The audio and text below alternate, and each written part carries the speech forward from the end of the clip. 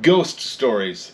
Halloween is soon upon us in the Great Lakes, and that brings all the requests to tell some ghost stories. So today we thought we'd bring you two stories that reflect that creative side of ghost storytelling. Now, I don't believe in ghosts.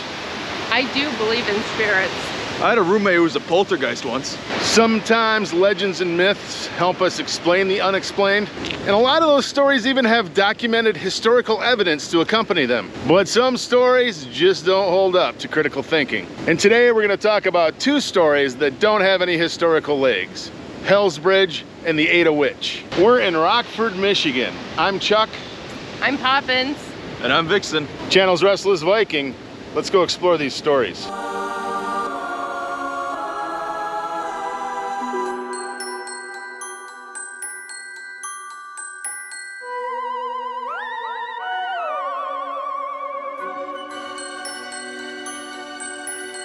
It's a gruesome legend, probably the most gruesome of all. The Hell's Bridge story claims to be the scene of absolute horror that happened 150 years ago.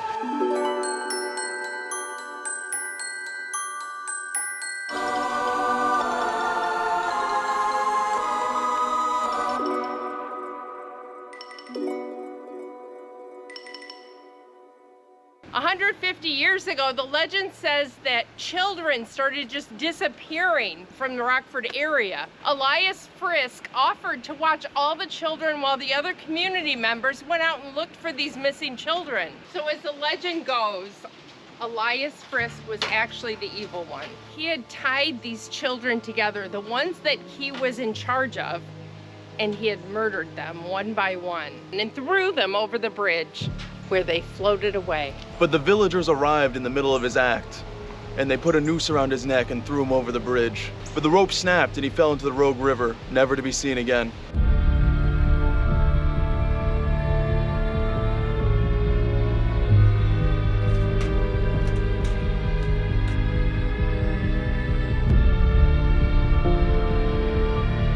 And today, swimmers claim that when they walk in the water, that little hands grab them. And of course, if you come out here at midnight, you're gonna hear the devil's laughter, or hideous laughter.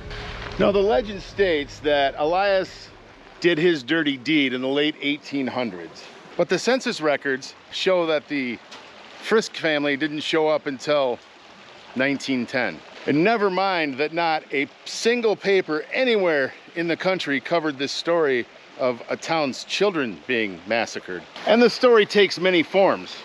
Some of the stories say that a large stone bridge was here on Cedar Creek. And in other versions of the story, the bridge was out on the Rogue River. And local historians say there was never any bridge, stone or timber, anywhere in this area. Look at those dirty knees. You know it.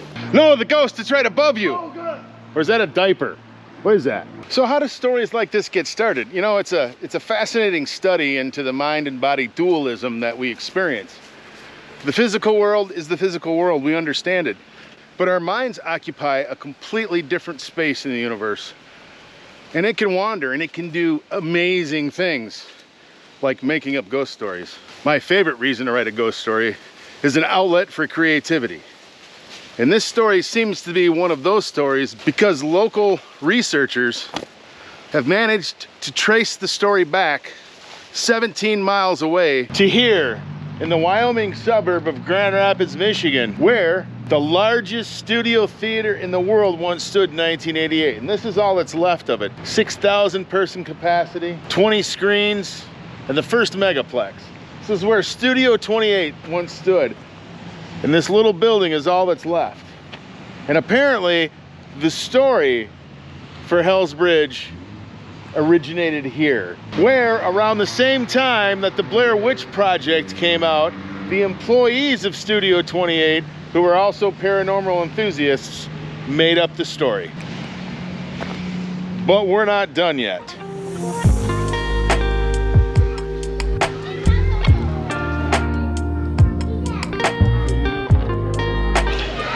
So paranormal investigating is very hard, so Poppins is making us get cider and donuts.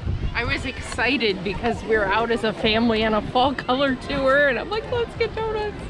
Help. 14 miles away from Hell's Bridge is another ghost story called the Ada Witch. And in that story, she was laid to rest here at the Findlay Cemetery in Ada Township.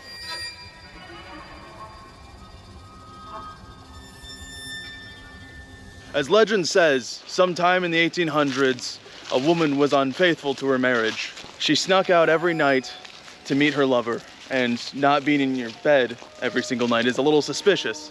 So her husband followed her out to her rendezvous point, and there he saw her with another man. Full of rage, he attacked the two and murdered his wife. And then it was just the two men left. They attacked each other. It was a vicious battle. Insults and fists were thrown at one another. It was like Thor versus the world serpent, and just like that battle, both eventually succumbed to their wounds and died. And it shows that the only good thing a love triangle is for is to just start fights. And it's said that still to this day, their souls are restless, wandering the land, still looking for each other to finish what they started. In past, ghost hunters report feeling a presence around, hearing a ghostly fight, and then occasionally they feel someone that taps them on the shoulder, and when they turn around, nothing was there. So these ghost hunters, these paranormal investigators came here from California, and they decided that Sarah McMillan was the ghost. She died about the same time that the story had erupted. Unfortunately, people came then and destroyed her original grave. But it couldn't have been Sarah McMillan. She had died of typhoid fever. The county clerk had investigated this and found that there were never 3 deaths so close together that would explain this. And the reason that that grave says that she died of typhoid fever, because that's not her original grave.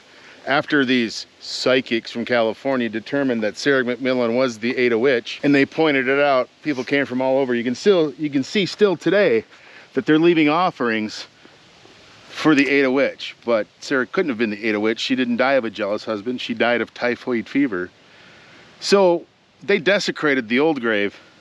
And the only reason that this one is here, a brand new grave, is because in 2013, a researcher named Nicole Bray, I believe, decided that something had to be done about Sarah's grave.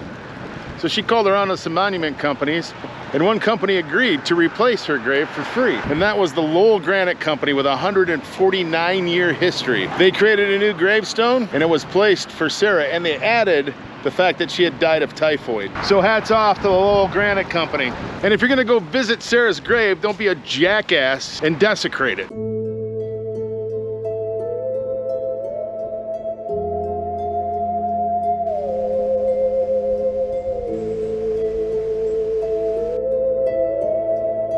Of course, a good ghost story always needs a place to have that ghost story, usually on public land. And the Findlay Cemetery is kind of watched at night now because of the past destruction. So the Ada Witch was kind enough to move down the road about a mile to Seidman Park and haunt this area so that thrill seekers have a public place to go. There are a lot of ghost stories in the Great Lakes. There's a lot of sightings, a lot of hauntings, a lot of feelings.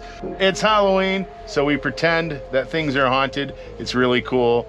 I enjoy a good ghost story too, especially those that are historically based. May your hauntings be particularly interesting. I'm Chuck. I'm Poppins. I'm Vixen. The channel's Restless Viking. Thanks for watching, and happy Halloween. Happy Halloween. Happy Halloween. Something just touched my shoulder. No.